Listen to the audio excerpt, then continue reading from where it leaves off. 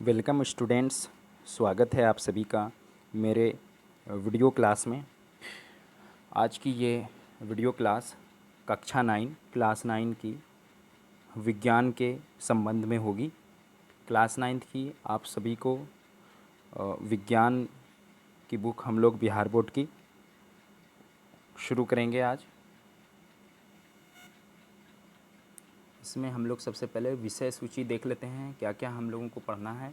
आज हम लोग इसमें अध्याय 1 हमारे आसपास के पदार्थ, अध्याय 1 हमारे आसपास के पदार्थ पढ़ने जा रहे हैं।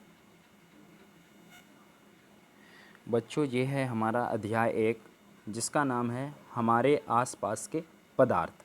इसको इंग्लिश में मैटर इन आवर सराउंडिंग्स बोलते हैं। पदार्थ का इंग्लिश हो गया मैटर और आसपास का इंग्लिश होता है सराउंडिंग्स। हम लोगों को हमारे आसपास जो भी वस्तुएं नज़र आती हैं जिनका आकार, आकृति और बनावट अलग अलग होता है, उसे वैज्ञानिकों ने पदार्थ का नाम दिया है। जैसे हवा में हम श्वास लेते हैं या फिर जो भोजन हम खाते हैं, जो भी वस्तु हम लोग देखते हैं जैसे पत्थर, बादल, तारे, पौधे एवं पशु, यहाँ तक कि पानी की एक बूंद या रेत का एक कण, ये सभी पदार्थ हैं। यहाँ पे ध्यान देने वाली बात ये भी है कि ये जो जितनी वस्तुएं हैं जो हम लोग देखते हैं, इन सभी वस्तुओं का द्रव्यमान होता है और ये सारी वस्तुएं कुछ स्थान भी घेरती हैं जिसे आयतन कहते हैं। अब वैज्ञानिकों ने पदार्थ के भौतिक गुणधर्म एवं रासायनिक प्रकृति के आधार पर दो प्रकार से वर्गीकृत किया गया है। पदार्थ को हम लोग भौतिक गुणधर्म और रासायनिक प्रकृति के आधार पर दो प्रकार से वर्गीकृत करते हैं। अभी हम लोग इस अध्याय में भौतिक गुणों को सबसे पहले समझेंगे। पदार्थ का भौतिक स्वरूप क्या होता है उसको समझेंगे। उसके बाद फिर हम लोग पदार्थ की परिभाषा और पदार्थ के गुण समझेंगे और साथ ही साथ मैं आपको लिखवाऊंगा। आप नोट्स के माध्यम से उसको अपने कॉपी में नोट्स करते जाएंगे और आपको आसानी से समझ में आ जाएगा। आइए सबसे पहले हम लोग पदार्थ का भौतिक स्वरूप समझते हैं। सबसे बड़ी बात इसमें यह है, जो ध्यान देने वाली बात है, कि पदार्थ कणों से मिलकर बना होता है। ये सबसे इम्पॉर्टेंट पॉइंट है। पदार्थ कणों से मिलकर बना होता है। देखिए, इसमें हम लोग एक क्रियाकलाप या फिर प्रैक्टिकल भी करके इस चीज़ को समझ सकते हैं। क्रियाकलाप के द्वारा पदार्थ के स्वरूप के बारे में निर्णय कर सकते हैं कि ये कणों से बने होते हैं। तो इस क्रियाकलाप को करने के लिए आप घर में भी कर सकते हैं। इसमें एक 100 ml का बीकर लेना है और बीकर को जल से आधा भरकर जल के स्तर पर निशान लगा देना है। उसके बाद जो बीकर आपने 100 ml का लिया था और जल से आधा भरकर जल के स्तर पर निशान लगा दिया था, उसमें नमक या चीनी को जल में डाल देना है। अब आपको ध्यान देना है कि जल के स्तर में कोई बदलाव आता है या नहीं आता है, और जो आपने उसमें नमक या फिर चीनी, शर्करा डाली थी उसका क्या हुआ, ये सब कहाँ गायब हो गया या फिर घुल गया, क्या जल के स्तर में कोई बदलाव आया। इन प्रश्नों के उत्तर पाने के लिए हमें इस विचार को स्वीकारना होगा कि सभी पदार्थ कणों से बने होते हैं, क्योंकि जब हम लोगों ने नमक या शर्करा, चीनी को पानी में डाला तो वो पानी में घुल गई है। आइए इसको देखते हैं।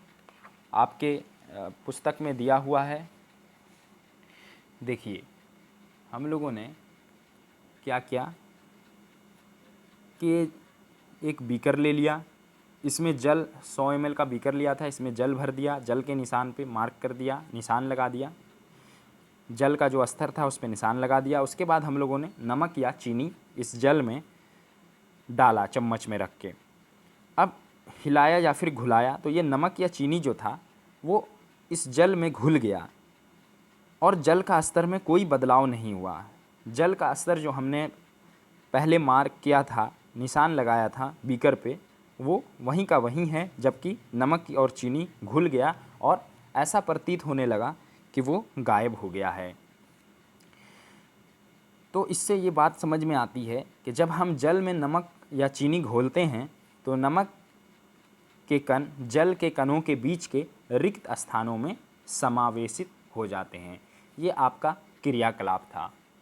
अब आगे बढ़ने से पहले हम आपको पदार्थ की परिभाषा लिखा देते हैं, उसके बाद फिर समझा देंगे कि पदार्थ किसे कहते हैं और साथ ही साथ पदार्थ के गुण को भी हम लोग समझेंगे।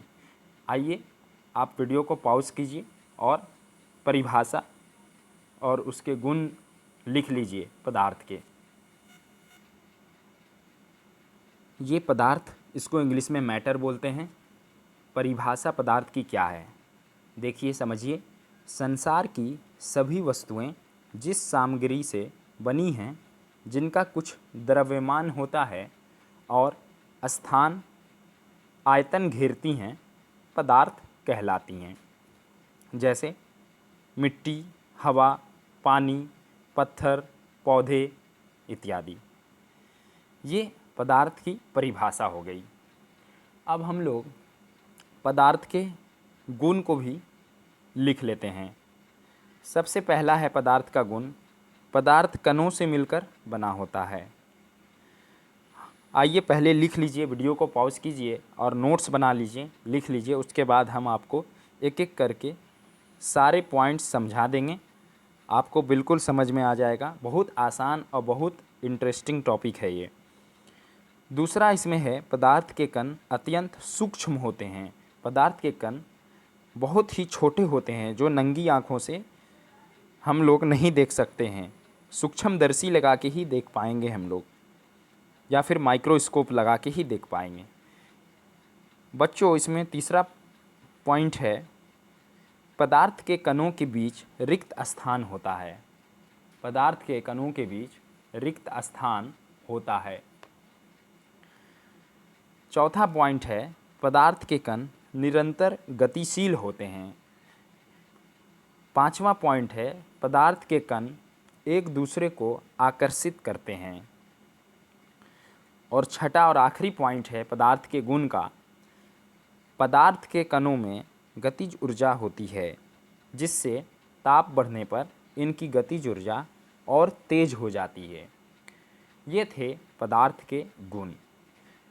पदार्थ की परिभाषा भी आपने समझ लिया होगा, बहुत आसान है। संसार की सभी वस्तुएं जिस सामग्री से बनी हैं, जिनका कुछ द्रव्यमान होता है और स्थान आयतन घेरती हैं, पदार्थ कहलाती हैं। जो भी चीज़ें हम देख रहे हैं आसपास की चीज़ें, वो सब पदार्थ हैं, जैसे मिट्टी, हवा, पानी, पत्थर, पौधे इत्यादि।